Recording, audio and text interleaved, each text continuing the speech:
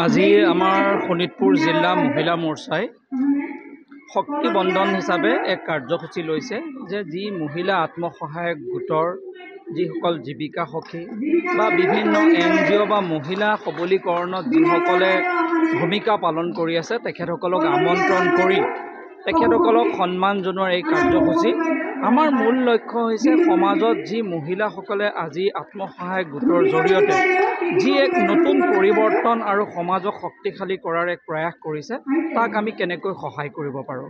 মাননীয় মুখ্যমন্ত্ৰী মহোদয়ে বিভিন্ন আঁচনিৰ জৰিয়তে আজি মহিলাসকলক উপকৃত হ'ব পৰাকৈ কেইবাটাও পদক্ষেপ গ্ৰহণ কৰিছে।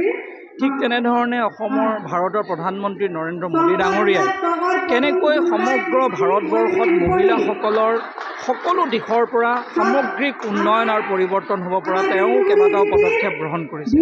এই পদক্ষেপসমূহক তৃণমূল পৰ্যায়ত কেনেকৈ ৰূপায়ণ হৈছে, এইখিনিত কেনেকৈ আমি সজাগতা সৃষ্টি কৰিব পাৰোঁ আৰু কেনেকৈ মহিলা আত্মসহায়ক গোটৰ সকলো বাইদেউসকলক আমি আমাৰ লগত জড়িত কৰি সকলো কামসমূহত সহায় কৰিব পাৰোঁ তাৰে প্ৰয়াস। আজি মহিলাসকলৰ ইমান উপস্থিতি, সকলোৱে আজি আমাক সহযোগিতা কৰিছে, সমৰ্থন কৰিছে। আমাৰো লক্ষ্য যে এই বাইদেউসকলক লগত লৈ এখন সমৃদ্ধশালী সমাজ নিৰ্মাণ কৰাৰ শোণিতপুৰ জিলাত মহিলাসকলে যাতে সকলো ফালৰ পৰা আগবাঢ়িব যাব পাৰে তাৰ এটা পৰিৱেশ নিৰ্মাণ কৰা আমি প্ৰয়াস কৰিছোঁ আৰু আজি আমি নিশ্চিতভাৱে অনুভৱ কৰিছোঁ আমি সফল হৈছোঁ যেন আমাৰ অনুভৱ হৈছে। সমাগত লোকসভা নিৰ্বাচনৰ প্ৰতি লক্ষ্য ৰাখি আমি আচলতে সাংগঠনিক দিশটোহে শক্তিশালী সবল কৰিবলৈ চেষ্টা কৰিছোঁ, প্ৰয়াস কৰিছোঁ। যিহেতু মই সাংগঠনিক দিশত আগবাঢ়ি আছোঁ, মোক আগবঢ়াই দিছে গোটেই অসমৰ মহিলা সংগঠনটো একত্ৰিত কৰি ভালকৈ আগবঢ়াই লৈ যাবলৈ মই আচলতে তাতে কনচেনট্ৰেট কৰি আছোঁ। আৰু পৰৱৰ্তী সময়ত এইবিলাক আমাৰ মানে ধৰক হেৰি নহয় যে তাত বিচাৰ বিবেচনা কৰিম, কিন্তু এইবিলাক আমাৰ উদ্বোধন মহল আছে। বৰ্তমান আমি মহিলাসকলক একত্ৰিত কৰাৰ এটা প্ৰয়াস কৰি আছোঁ, যি দলীয়ও হ'ব পাৰে বা দল সংগঠনৰ বাহিৰৰো হ'ব পাৰে। আজি আপোনালোকে নিজে দেখিছে শোণিতপুৰ জিলাৰ তেজপুৰ সমষ্টিত আজি আমাৰ গাভৰু মণ্ডলত এয়া আপোনালোকে দেখিছে যে আমাৰ ভিঅ'সকল যিসকল আমাৰ দলীয় নহ'বও পাৰে আৰু CRP-সকল তেখেতসকলক লৈ পেলাই আমি এটা মত বিনিময় অনুষ্ঠান আয়োজন কৰিছোঁ। তেওঁলোকৰ লগত আমি অকণমান এটা চাহৰ ব্যৱস্থা কৰিছোঁ, হাই প্ৰেছাৰ চাহ কৰি পেলাই তেওঁলোকৰ মনৰ ভাৱখিনি জানিবলৈ চেষ্টা কৰিছোঁ। আমি সেই কামখিনিকে কৰিবলৈ আচলতে আগবাঢ়ি তথাপিতো মহিলাৰ আসন নিশ্চিতভাৱে থাকিব লাগে, অসমত নিশ্চিতভাৱে থাকিব আৰু সেইখিনি উদ্বোধন মহলে তেওঁলোকে বিচাৰ বিবেচনা কৰিব। নিশ্চিতভাৱে এইটো বিচাৰিব নহয়, আমাৰ ইয়াত বিচৰাৰ কথা নাথাকে, নিশ্চিতভাৱে নহয় বিচাৰাৰ কথা নাহে, এইটো আমাৰ দলীয়ভাৱে যিহেতু আছে গতিকে ক'ত কেনেকৈ দিব সেইখিনিলৈকে আমি নাজানো, গতিকে পৰৱৰ্তী সময়ত আপোনালোকে সেইখিনি গম পাব। কিন্তু মহিলা আসন থকাটো বিচাৰে, মহিলাৰ আসন ডেফিনেটলি দিবই, অলৰেডি আছে, গতিকে ক'ত কেনেকৈ দিব সেইখিনি বিচাৰ্য বিষয় উৰ্ধ্বতন মহলে কৰিব। তেনেকুৱা কথা নহয়, কোন জেগাত মানে ধৰক হ'ব বা মহিলাৰ প্ৰয়োজন আছে সেই কথাখিনি উৰ্ধ্বতন মহলেহে বিচাৰ কৰিব।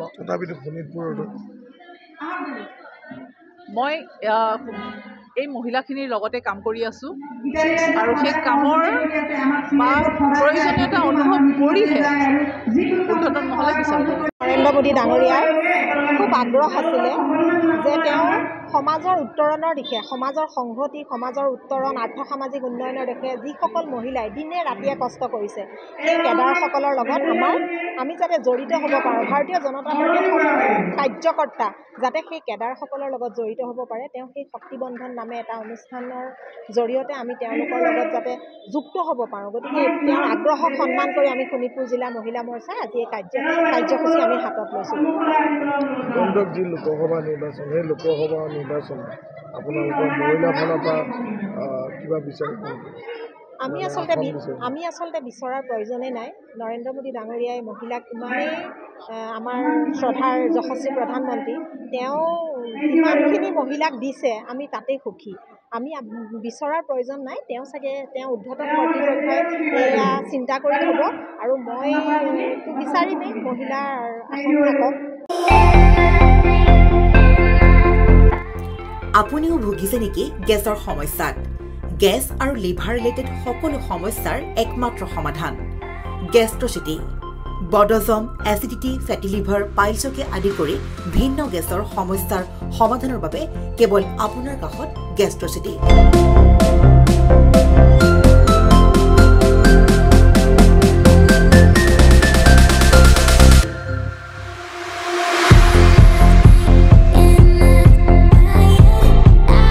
ভিজিট কৰক গেষ্ট্ৰচিটি গুৱাহাটী হাতীগাঁও চাৰিআলি। যোগাযোগ নম্বৰ 7577999909।